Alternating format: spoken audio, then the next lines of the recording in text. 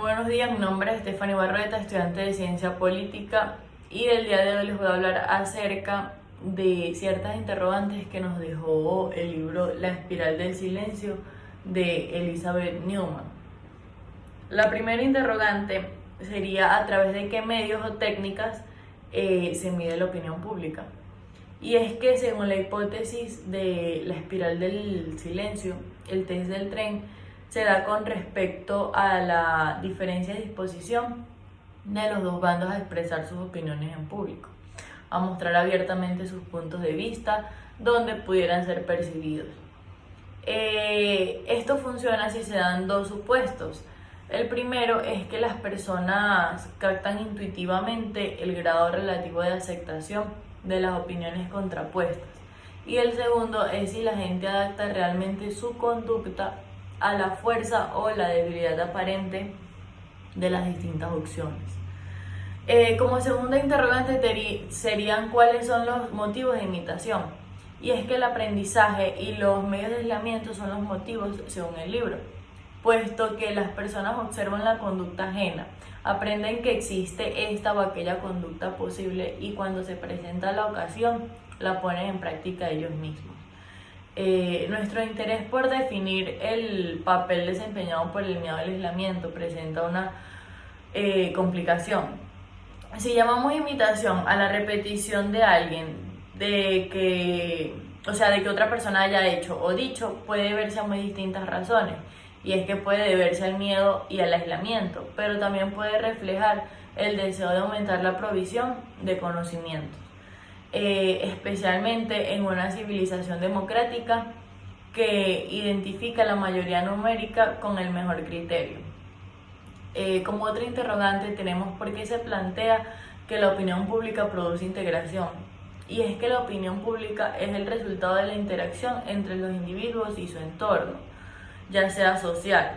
Deberíamos encontrar en los estudios por Ash y Milgren que para no encontrarse aislado, un individuo puede renunciar a su propio juicio. Esta es una condición de la vida en una sociedad humana. Y si fuera de otra manera, la integración sería imposible. Este temor al aislamiento, no solo el temor que tiene el individuo de que lo aparten, sino también de la duda sobre su propia capacidad de juicio, forma parte integrante, según los estudios, de todos los procesos de opinión pública. Aquí reside el punto vulnerable del individuo. Esto en los grupos sociales puede castigarse por no haber sabido adaptarse. Hay un vínculo estrecho entre los conceptos de opinión pública, sanción y castigo. Por otra parte, ¿cuáles serían las fuentes de la opinión pública? Y es que según el libro, la opinión pública tiene dos fuentes. Una de ellas es los medios de comunicación y de modo muy especial la televisión. Para Noel Newman, los encargados de crear los climas de opinión y hacer creer a la gente de que las imágenes de lo social que difunden son un fiel reflejo de la realidad. Algunos mensajes que llegan al espacio público pasan a formar parte del clima de opinión y si logran captar la atención de los ciudadanos, los medios estarán contribuyendo de una manera sutil, indirecta y a largo plazo de la formación de la opinión pública. Por otro lado, como fuente tenemos el clima de opinión. Este suele ser complejo, externo al individuo y envolvente. Alude a algo que rodea al individuo y que por su naturaleza y variabilidad influye al máximo en su interioridad. Y todo ello por la tendencia que tienen los individuos a evitar por así decirlo, el aislamiento, que fue lo que hablamos antes, el desprecio o el desdén de lo que se cree que es la opinión mayoritaria o corriente dominante del momento. Por última interrogante, ¿de qué trata la espiral del silencio, o sea, la teoría? Para que una opinión mayoritaria sea susceptible, debe contener un componente ético. De este modo, difícilmente existiría una presión social de este tipo en torno a si la piña es un ingrediente aceptable para la pizza, aunque sí sobre la moralidad del aborto o de la pena de muerte. La teoría de la espiral del silencio se basa en una serie de hipótesis relacionadas entre ellas.